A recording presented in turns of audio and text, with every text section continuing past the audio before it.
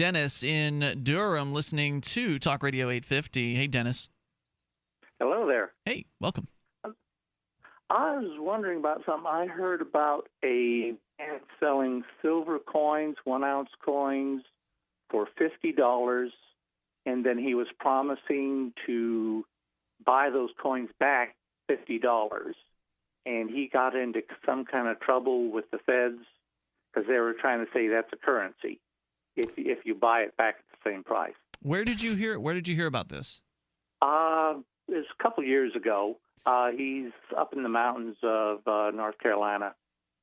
Are you talking about the Liberty Dollar? I think so. Okay. I think that's what he was calling it. Based out of Asheville? I believe so. Perhaps. All right. So just to clarify, that's not exactly what was going on. If we're talking about the same thing, and I suspect that we are, that you're talking about Bernard von Nothaus. He is the founder of the Liberty Dollar. He had been charged by the federal goons with counterfeiting, and ultimately, sadly, was found guilty by a jury of his so-called peers. He's actually now, he's in his late 60s, I think, and he's now actually awaiting sentencing and has been awaiting sentencing for 4 years. 4 years, yeah. It's been years. I know that. Point. The raid that happened on the offices in Asheville happened all the way back in 2007. We were talking about it on this very show when it went down. In fact, I was a Liberty Dollar associate, as it was called, and so I can tell you, I've got personal experience with this. I still have Liberty Dollars, and now the federal government considers those to be contraband, from what I understand. Yeah, they owe me some money.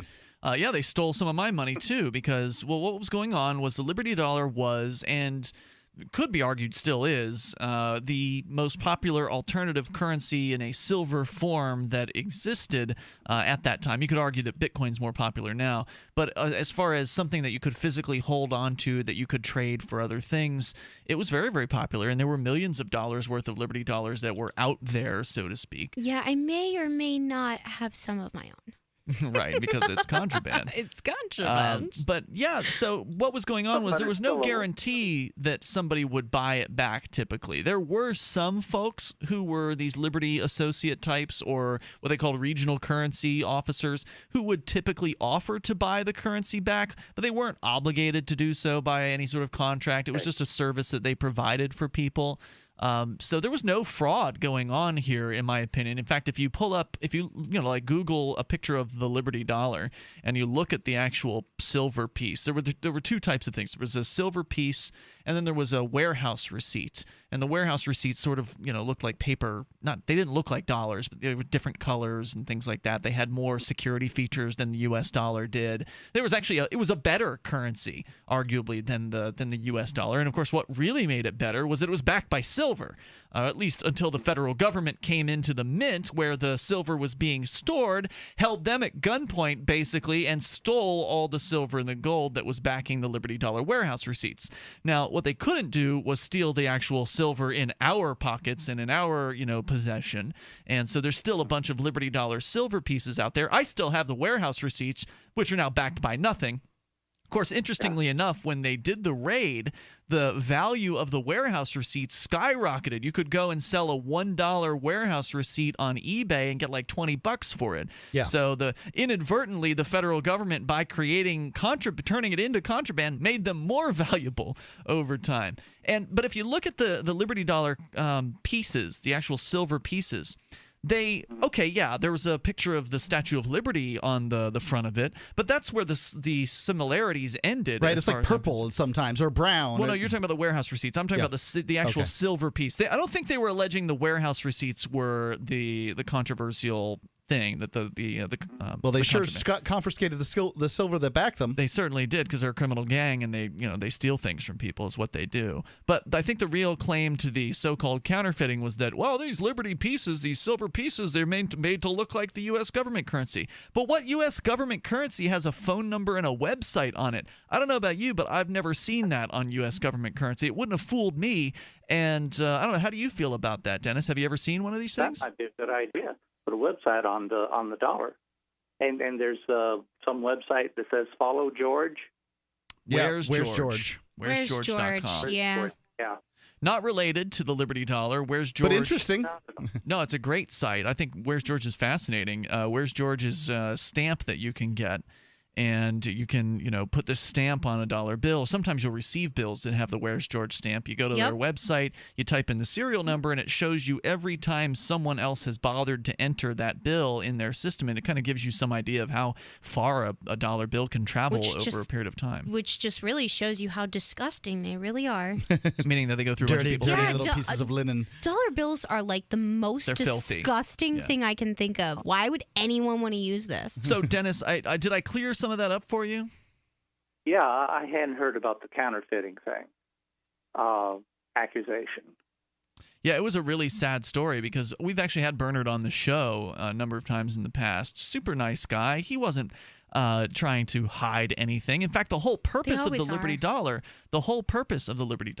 was to educate people. When you handed this thing to someone, the idea was to get a conversation started about silver and gold and alternative currencies and start, a conversation with whether it's a storekeeper or a clerk or somebody or just a friend. What is this? Why does it look different? Why does it feel different from the federal government's money? Because anytime you take a Liberty Dollar and you put it next to any of the government currency, it looks better. It's silver. Well, I'm for anything that makes people think. That's awesome. Yeah, well, the government isn't, and that's why they targeted these guys, because he was becoming too popular. It was actually during the Ron Paul campaign in 2007 when he was gearing up for the 2008 presidential run. It's true. Bernard von Nothaus had just printed up, thousands of these Ron Paul silver liberties, and he was actually doing copper rounds as well. Coppers, silvers, golds, and platinums. So his purpose was to promote Ron Paul's campaign with this, and that's when they swooped in. They came and confiscated thousands of these Ron Paul copper and silver rounds, and they still have them. He's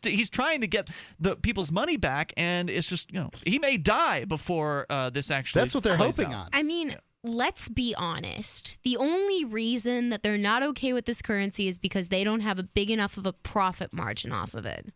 Well, yeah, they see nothing from this. Yeah, the government is just upset because, somebody's making money and we're not getting a cut. Silver, I'm sorry? So Go ahead, Dennis.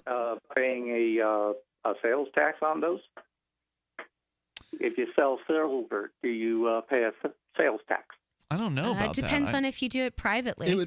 I think that in most cases you're buying it across state lines, so you probably didn't have to. Yeah. I don't know. Is there a sales tax there in North Carolina? Yeah, 6%. It is in most states. I suspect that if you were to purchase it in North Carolina, then you may have to pay a sales tax. But I never paid a sales tax because I was in Florida buying from North Carolina. Make sense? Okay. Thanks, Dennis, for the call tonight. I appreciate hearing from you. Yeah, it's a fascinating case. Anybody who wants to learn, I've given you kind of the summary of what happened with the Liberty Dollar, but it's a tragic, fascinating case that I highly recommend that you look into. They basically went after America's most successful alternative currency because it became too successful. He got to the point where it was having an impact to some extent, and the Fed swooped in. They stole all the gold and the silver backing this alternative currency. Yeah, I'd forgotten about tragic. the part about this being related to the Ron Paul campaign, but I think you're absolutely right. Could have been a coincidence, Mark, that they happened to target him at that time, but either way, a lot of people lost a lot of money on that deal. I've got all these warehouse receipts that I can't exchange for anything now. Because that was the idea behind the warehouse receipt was if you had enough of these warehouse receipts, you could exchange it for an ounce of silver. Free Talk Live, 7 nights a week from 7 to 10 Eastern, live on the Liberty Radio Network at LRN.FM.